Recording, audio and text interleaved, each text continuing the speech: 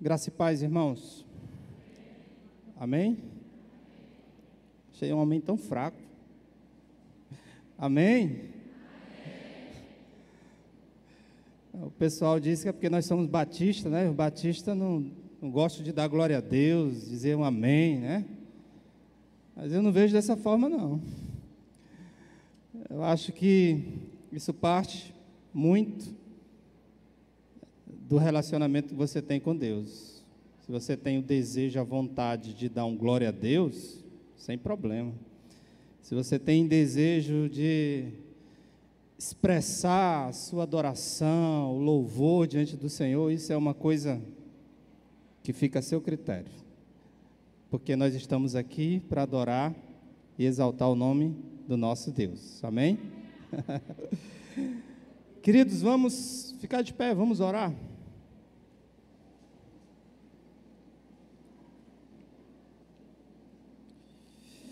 Alguém duvida da bondade de Deus na sua vida? Alguém aqui tem dúvida de que Deus é bom?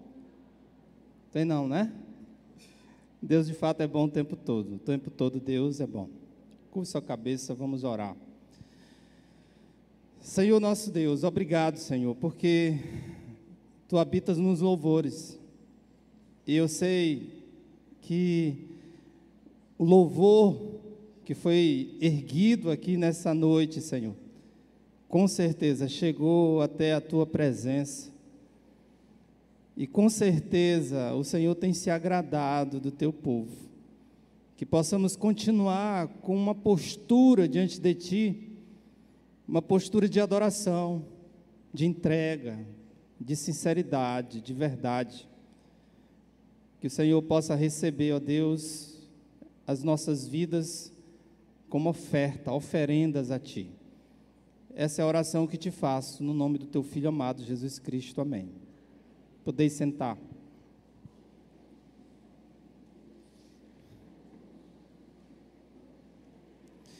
Eu vou pedir para você abrir sua Bíblia lá em Lucas, capítulo 18.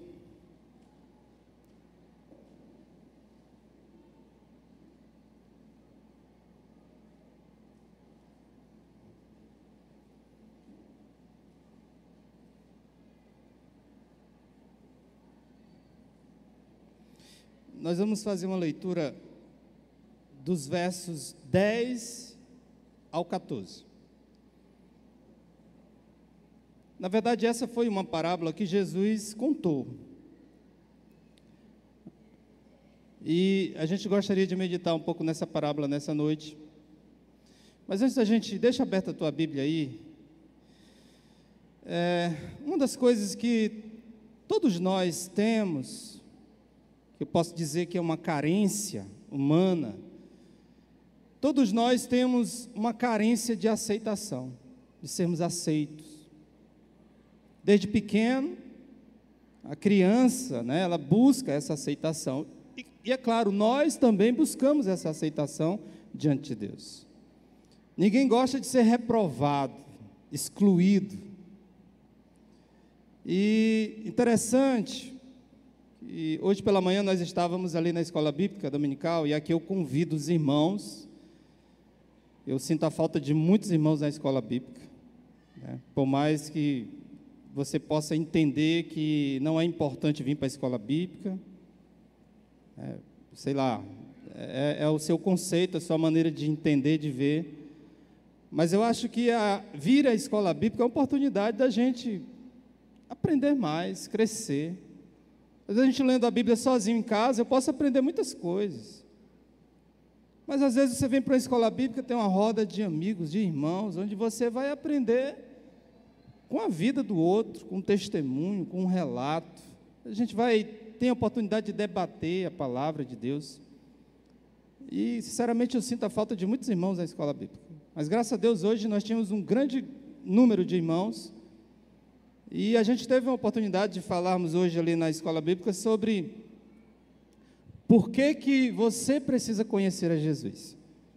E ali nós podemos ver que nós precisamos conhecer a Jesus porque o homem, ele tem um problema que ele carrega consigo, e é um problema que precisa ser tratado, que é o problema do pecado. Todos nós cometemos pecados. E lemos o texto lá em Romanos capítulo 3, que diz que não existe nenhum justo sequer. E aí surgiu a pergunta: por que não existe nenhum justo? Por que não existe na face da terra nenhuma pessoa que seja capaz de ser justificado diante de Deus através das suas atitudes, das suas ações? E aí Paulo vai dizer, Romanos 3, 23, porque todos pecaram e destituídos estão da glória de Deus. A razão pela qual não há nenhum justo sequer é porque todos nós transgredimos e ainda somos transgressores. E por essa razão, não há como eu me justificar diante de Deus. Não tem como. E por essa razão eu preciso da graça, de um favor não merecido, para que assim o ato e o sacrifício de Cristo na cruz do Calvário possa me trazer uma justificação, não por mim, mas por aquilo que Cristo fez por mim na cruz. E é interessante que quando meditando nesse conceito de justificação, de se auto-justificar, nós debatemos sobre a questão da exclusão. Porque muitos de nós, quando nós nos aproximamos de Deus, alguns reagem de uma forma, e outros já têm um outro tipo de reação. Alguns a se aproximar de Deus, a ter um pouco de intimidade com Deus, vamos dizer assim, me parece que sai ou começa a surgir dentro dele uma espécie de vaidade, uma espécie de, sei lá, de querer se tornar uma pessoa melhor do que as outras, porque eu estou perto de Deus. Eu vou à igreja, eu leio a Bíblia. E aí, essas pessoas passam a olhar os outros de uma forma diferente. Como se ele fosse digno, pelo simples fato, sei lá, dele olhar para ele, ou de estar perto de Deus, e achar que é melhor do que outras pessoas. E é interessante que essa questão da aceitação, ela é algo tão essencial para nós. Muitas vezes a gente fica julgando determinadas pessoas, e às vezes nós esquecemos de olhar para nós mesmos, para a nossa condição, para a nossa situação. Talvez você já foi um daqueles que fez o seguinte comentário, dizer: rapaz, olha só essa pessoa, esse aí vai direto para o inferno, esse aí não tem jeito, aquele ali nunca. E a gente passa então a olhar para as pessoas e julgá-las, como se nunca elas pudessem ser aceitas por Deus. E é interessante, queridos, que esse texto de Lucas, eu quero convidar você a abrir a sua Bíblia, nos traz aqui uma lição muito preciosa a respeito da nossa postura, a maneira como nós nos apresentamos a Deus. E aí nos leva a fazermos uma reflexão profunda sobre a nossa condição diante de Deus. Qual a sua condição, o seu estado perante o Senhor? Vamos fazer a leitura lá em Lucas capítulo 18, do 10 ao 14.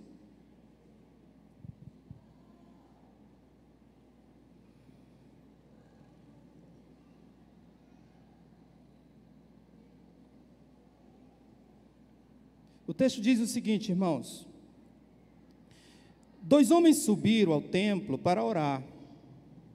Um era fariseu e o outro era publicano. O fariseu em pé orava no íntimo: Deus, eu te agradeço, porque não sou como os outros homens, ladrões, corruptos, adúlteros, nem mesmo como este publicano. Jejum 2 vezes por semana e dou o dízimo de tudo quanto ganho. Mas o publicano ficou à distância. Ele nem ousava olhar para o céu, mas batendo no peito dizia: Deus, tem misericórdia de mim, que sou pecador. Eu lhe digo que esse homem, e não o outro, foi para casa justificado diante de Deus. Pois quem se exalta será humilhado, e quem se humilha será exaltado. Interessante observarmos, irmãos, que Lucas registra essa parábola de Jesus, uma parábola poderosa que nos traz preciosos ensinamentos. E a parábola descreve 2 homens a visitar uma mesma igreja, né? E ambos fazem uma oração ao mesmo Deus. Mas algo muito diferente acontece entre eles. Muito diferente. O texto diz que esses homens, eles eram, na cultura, na sociedade, eram pessoas distintas, possuíam posições diferentes na sociedade. Um dessas pessoas era os fariseus, ou aliás, era um fariseu. E é interessante observarmos um pouco sobre os fariseus. Quem lê a Bíblia e conhece, ou já estudou quem eram os fariseus. Os fariseus, meus amados, eram as pessoas mais piedosas, mais religiosas do tempo de Jesus. Eles buscavam seguir à risca a lei. E para vocês terem uma ideia, eles, além de buscar seguir à risca a lei, eles criavam algumas leis que eram orais, que falavam e tentavam viver dessa forma. No Sermão da Montanha você vai ver Jesus dizendo: vocês dizem, né? Isso, mas eu vos digo, mas eu vos falo. Eles viviam sobre uma forte tradição religiosa. Eram homens que possuíam essa identidade religiosa entre o povo judeu. Ou seja, o fariseu ele era uma referência religiosa entre o povo judeu. Se quer ver uma pessoa piedosa, religiosa, era um fariseu. Essa parábola também, ela fala de um outro homem, de um outro personagem. Vai falar sobre um publicano.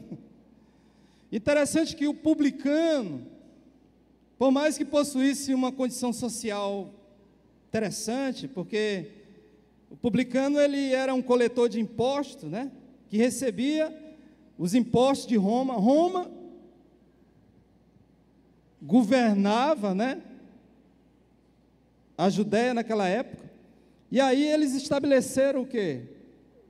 A cobrança de tributos. E aí eles escolhiam entre os judeus alguns que viessem fazer essa coleta dos tributos. E essas pessoas eram chamadas de publicanos. Os publicanos eram odiados pelo povo judeu. Por quê? Porque além de estarem cobrando imposto deles, eles estavam fazendo um serviço, um trabalho para Roma. Judeus, muitas vezes explorando seus próprios irmãos na cobrança dos tributos. Ou seja, aquilo ali causava uma revolta. Eram taxados muitas vezes de ladrões, corruptos.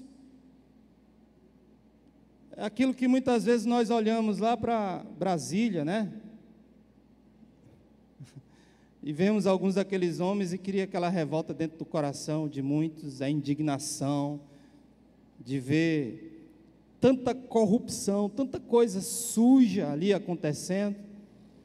Ou seja, a maneira como o povo judeu olhava para o publicano era dessa forma.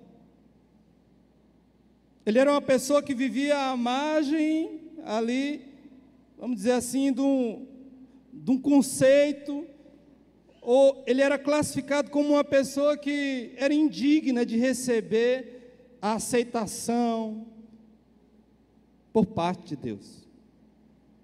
Prostitutas e publicanos tinham uma semelhança em relação a isso, no conceito do judeu. Mas o que nos chama a atenção aqui nessa parábola, queridos, foi a conclusão de Jesus em relação a ela. Porque deixou seus ouvintes atordoados. Porque foi um exemplo escandaloso e politicamente incorreto sugerir que um publicano poderia ser aceito, justificado e salvo diante de Deus, enquanto o fariseu estaria sem perdão e perdido. Então isso não entrava na cabeça daqueles religiosos. O fato de Deus aceitar um publicano e rejeitar um fariseu. E aí nos traz aqui alguns pontos importantes para a gente refletir, queridos.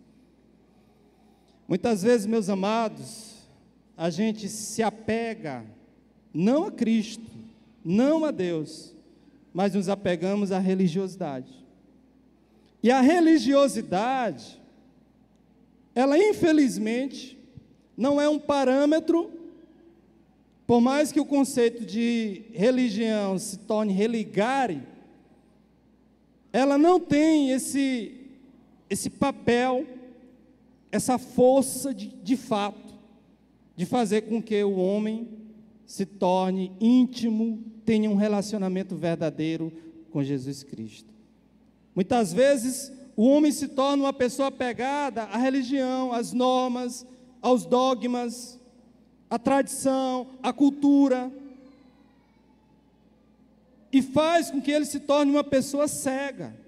Por mais que ele seja uma pessoa piedosa, no meio da sociedade seja uma pessoa correta, mas ele não passa de um mero religioso.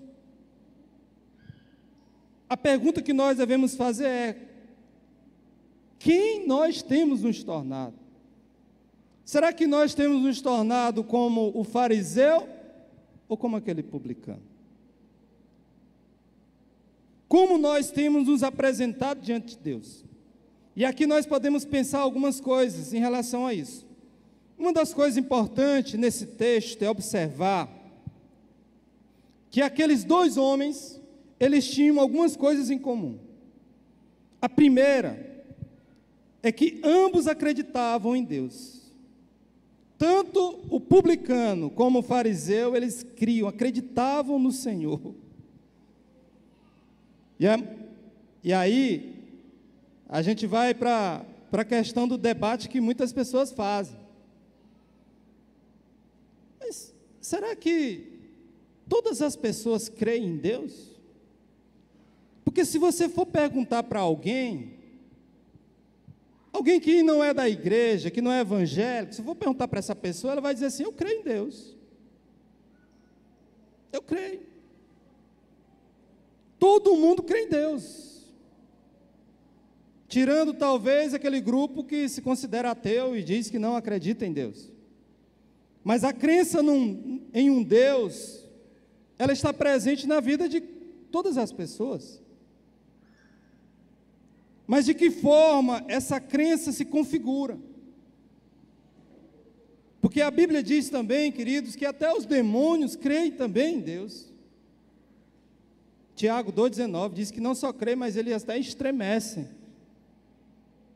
Eu posso dizer para alguém que creio em Deus: ah, o Jesus que vocês estão falando para mim, eu acredito que foi real, foi verdadeiro, ele de fato veio ao mundo, ele morreu, e aí isso se torna apenas um fundo histórico, um Jesus histórico que existiu, que existem marcas da sua existência.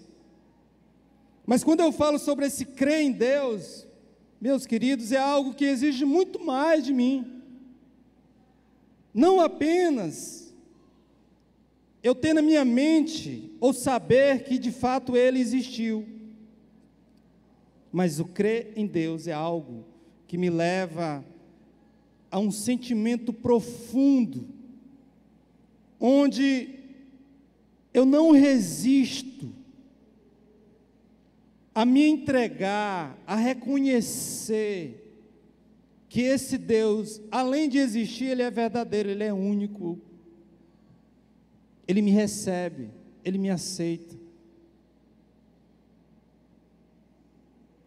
O fariseu e o publicano acreditavam em Deus. Outra coisa comum entre eles é que tanto o fariseu como o publicano, eles iam à igreja. O texto diz que eles foram ao templo, ou à sinagoga, sei lá. E aí a gente pode pensar, queridos, que muitas pessoas vão à igreja. A igreja fica cheia de pessoas. A gente passa nas ruas e vê igrejas superlotadas de pessoas. Muitos vão à igreja. Além disso, a gente pode observar, queridos, que a busca por Deus, a busca pelo Senhor, ela é algo presente na vida, não só daqueles que estão na igreja, mas muitas pessoas que não estão na igreja, têm a sua forma de buscar, de se expressar diante de Deus. Algumas pessoas podem levantar, tipo, um argumento dizendo: eu não preciso ir à igreja. Outros podem dizer assim: eu não vou à igreja, porque na igreja tem muitas pessoas falsas, tem muita hipocrisia na igreja, e existe uma espécie de demonização da igreja em relação a muitas pessoas que têm aversão à igreja. Porque lá na igreja tem muitas coisas erradas. Mas, queridos, quando nós olhamos para o conceito do que é igreja, a gente passa a ter um entendimento diferente. A igreja não é um lugar de pessoas perfeitas, corretas, certinhas. A igreja não é um lugar onde as pessoas não cometem erros. Porque no dia em que a igreja não tiver nenhum defeito, a solução para ela é outra. É ser levada para o céu, arrebatada. E aí as pessoas começam então a fazer críticas à igreja. Eu não vou para a igreja por isso, por aquilo. Há sempre mais um lugar para um hipócrita na igreja. Porque a igreja, meus amados, é um lugar de restauração, de cura, de confissão. É um lugar onde as pessoas estão num processo de mudança, de transformação, de restauração. A igreja não é um lugar onde eu me coloco numa posição ou numa condição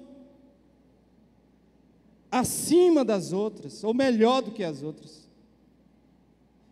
Mas é interessante observar que tanto o fariseu, que se achava uma pessoa digna de receber a salvação, a aceitação de Deus, era um lugar também que um publicano foi. Adentrou aquele local.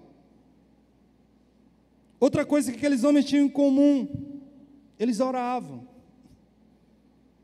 Jesus diz em Lucas 18:1, que os homens devem orar sempre.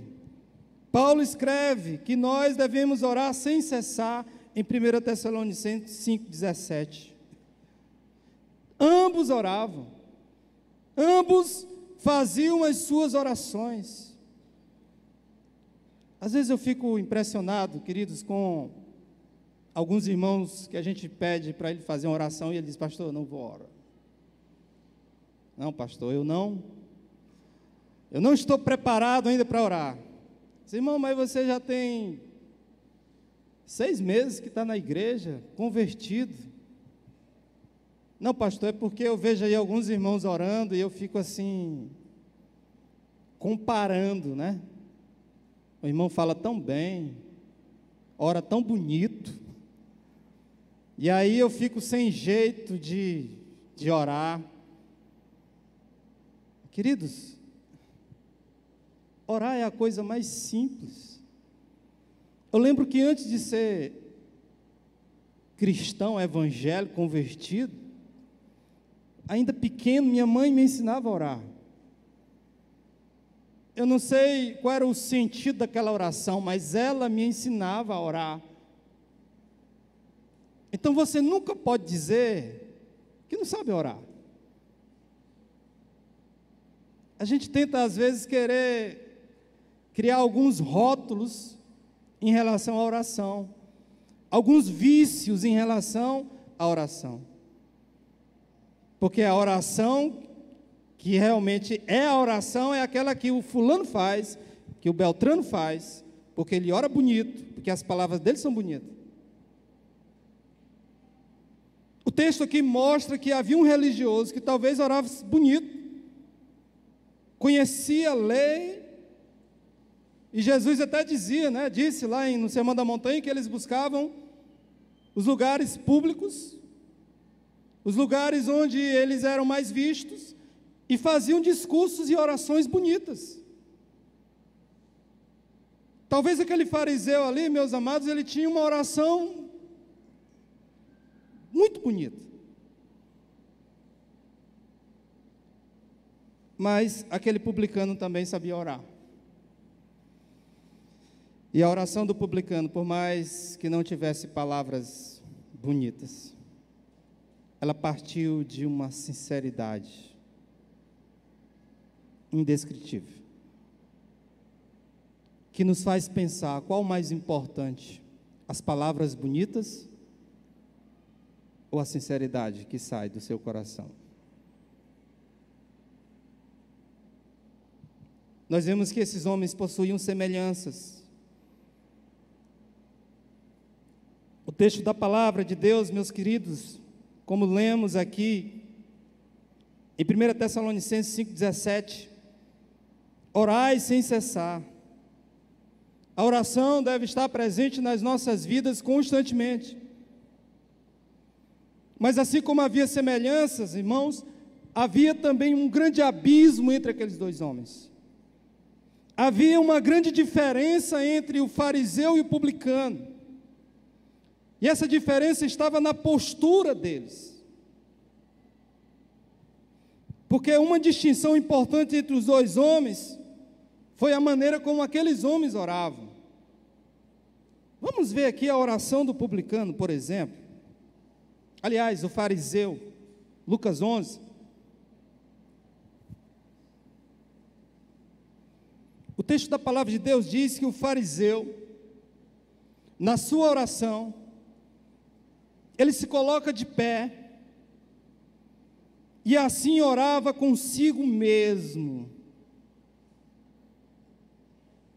Ele se colocou de pé, e começou então a falar com ele mesmo, a fazer uma oração silenciosa. Ele se levanta, ele se ergue. Nada contra alguém que ora em pé, ou de joelho, ou sentado. O problema não está na forma, na maneira como você ora. O problema está na sua postura interior. Aquilo que você busca quando está orando. O texto diz que ele se levanta e começa a orar com ele mesmo. Como se, com a cabeça erguida e os braços estendidos, orava a Deus. E aqui ele começa então uma crônica, uma descrição das suas boas obras. Versículo 12. E ele começa então a dizer: jejum 2 vezes na semana e dou o dízimo de tudo quanto possuo.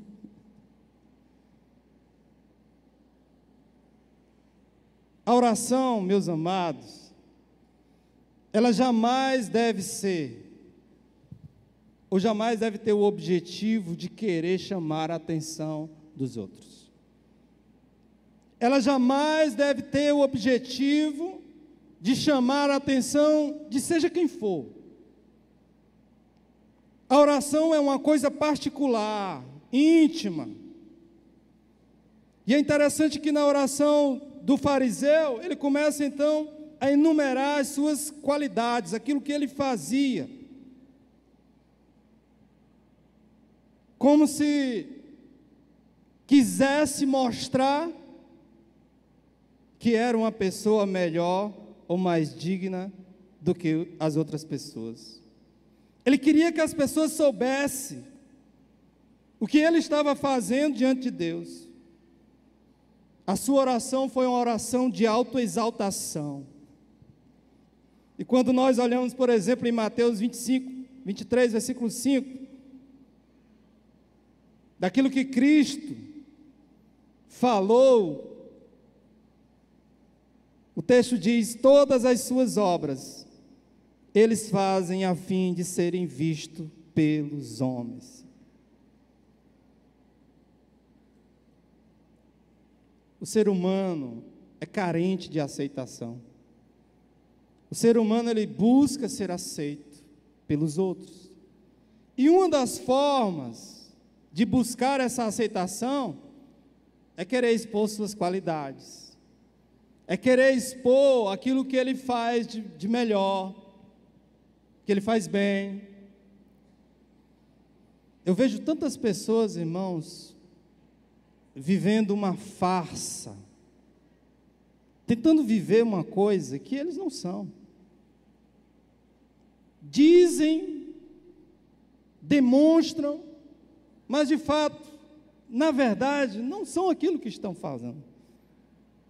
Os fariseus, meus amados, eles eram atores, eles eram verdadeiros intérpretes, porque o que Jesus via naqueles homens era encenação, era hipocrisia, falsidade.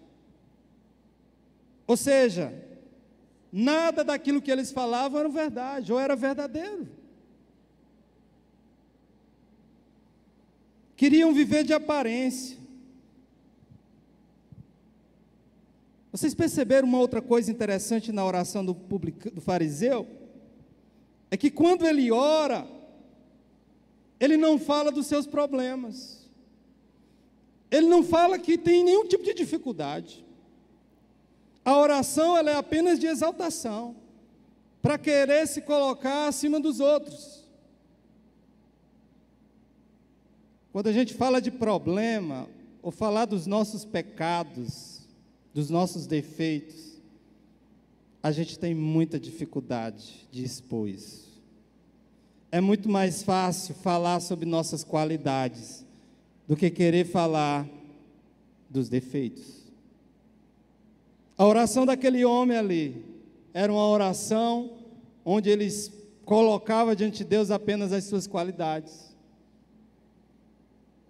Vamos dizer que ele tentou de alguma maneira diante de Deus, ou usou diante de Deus, criar uma justiça própria, de tentar impressionar Deus, dizendo: Senhor, eu dou o dízimo, eu faço isso, eu faço aquilo, eu canto, eu prego, eu louvo.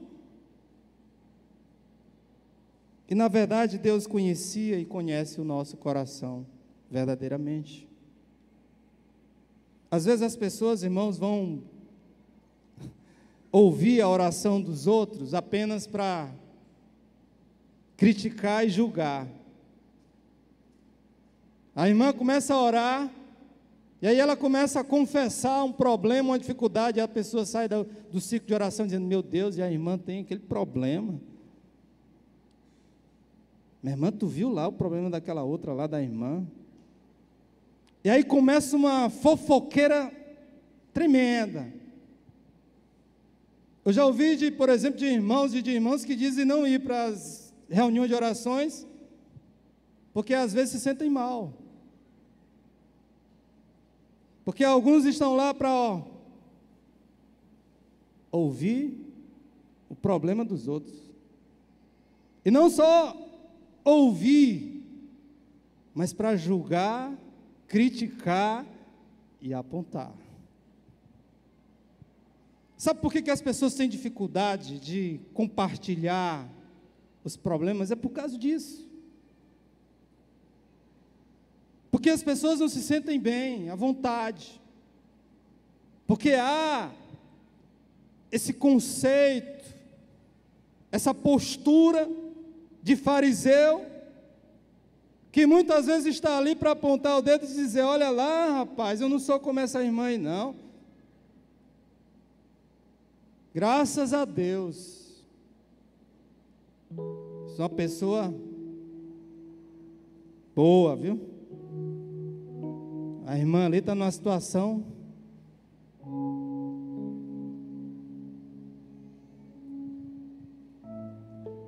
O problema, queridos, é que a nossa autojustiça, o nosso desejo de tentar nos justificar diante de Deus é inútil. Por mais que você enumere suas qualidades, o que você faz de bom, por mais que você seja como aquele jovem rico, é inútil. Nós não temos capacidade de estabelecer justiça, porque somos pecadores, porque somos falhos. E é interessante observar que Jesus diz na sua palavra em Mateus 5:20, em relação aos fariseus, ele diz: se a vossa justiça não exceder a dos escribas e fariseus, de modo nenhum entrareis no reino dos céus. Eu lembro o dia que a gente começou pequeno grupo, fomos para uma reunião de PG. A gente era recém-casado, eu e Daniela. E aí na primeira reunião, a gente começou a compartilhar nossos problemas lá na reunião. Nossas dificuldades. Aquilo que a gente estava sofrendo. E alguns irmãos abriram os olhos, ficaram espantados. Aí o pastor tem problema. Eu pensei que ele não tivesse problema. Aí o pastor é gente como a gente. Ai, quer dizer que o pastor é humano, é gente.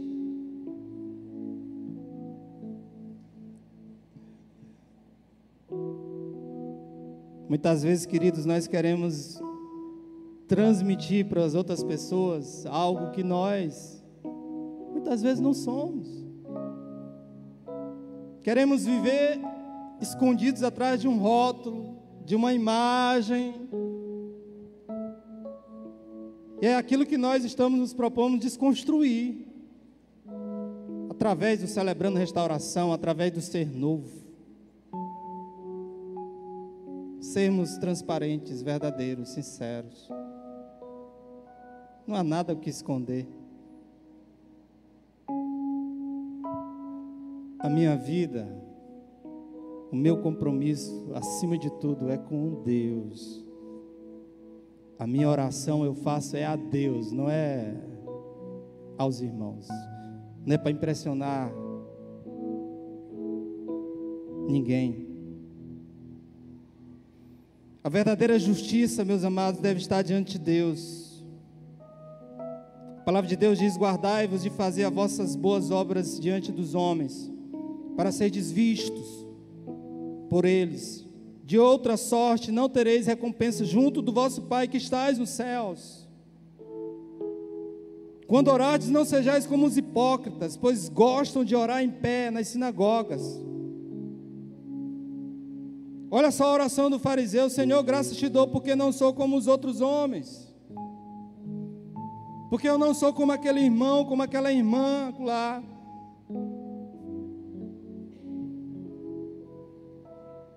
Você já alguma vez questionou o comportamento das outras pessoas? Lá no fundo você agradeceu dizendo assim: Senhor, obrigado porque eu não sou como fulano. Talvez você já fez isso. Talvez você já teve esse sentimento, já passou por você. Graças a Deus porque eu não sou como fulano e beltrano. A oração do fariseu foi dessa forma: eu não sou como esse publicano, pecador, miserável, indigno.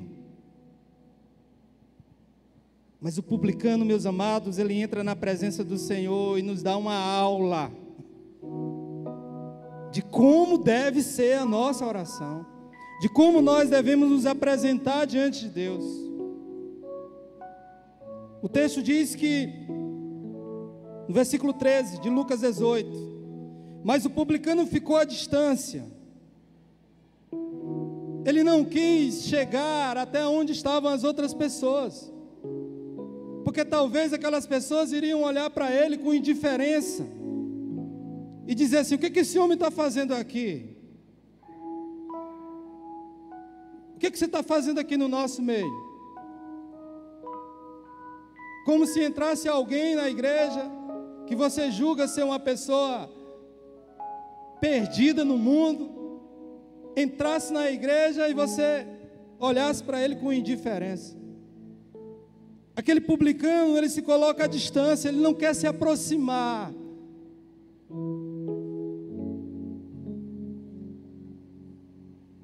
Numa postura de humildade. O texto diz que ele nem sequer olhou para o céu. Ele baixa a cabeça, ele se curva, se prostra. E batendo no peito dizia: Deus, tem misericórdia de mim, que sou pecador.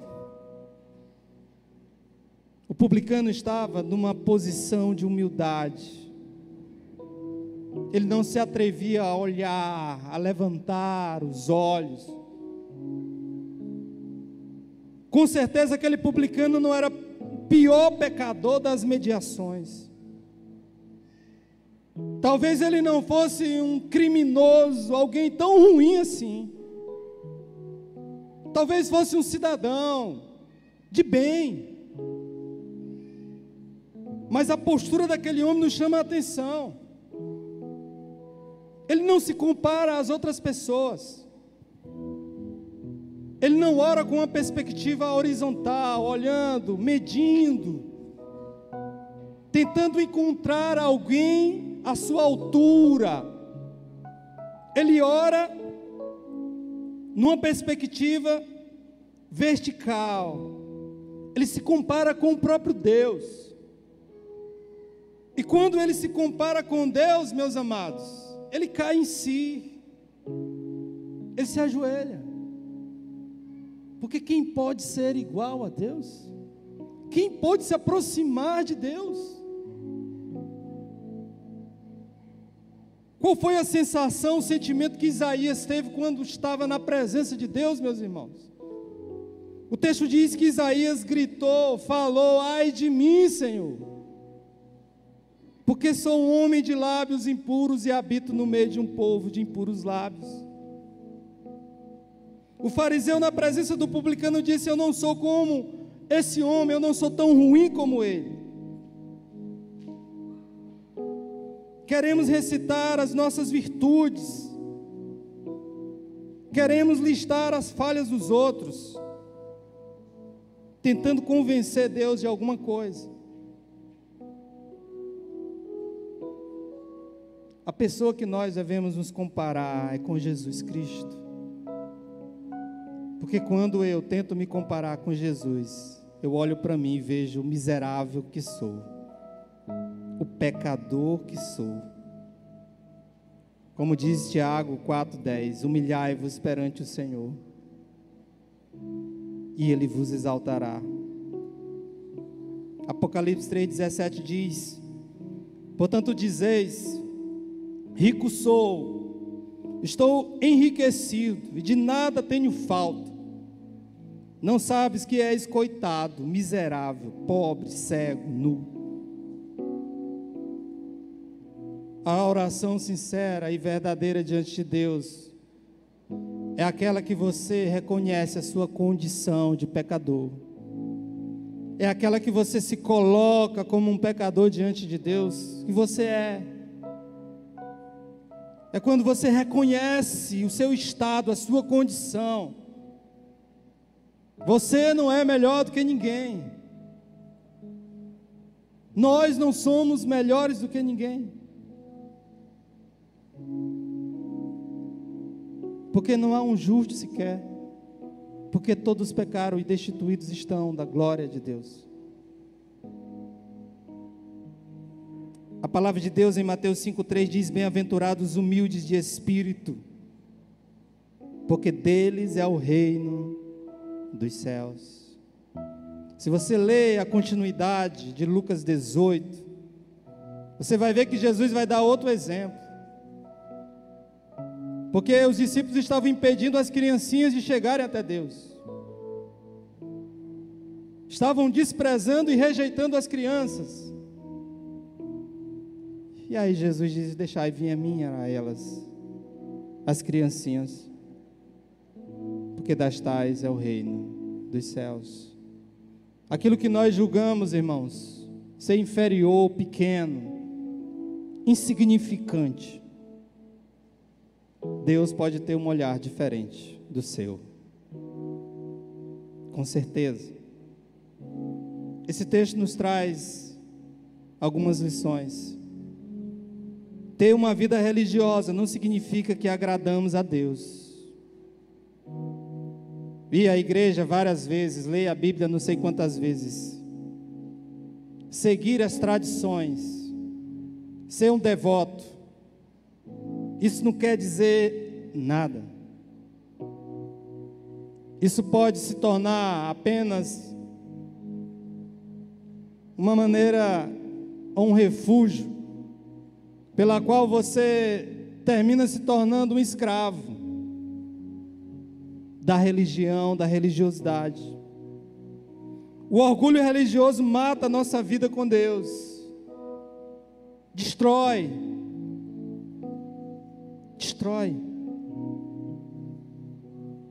Ter uma visão bíblica de si mesmo é a chave para agradarmos a Deus. Portanto, que a nossa postura,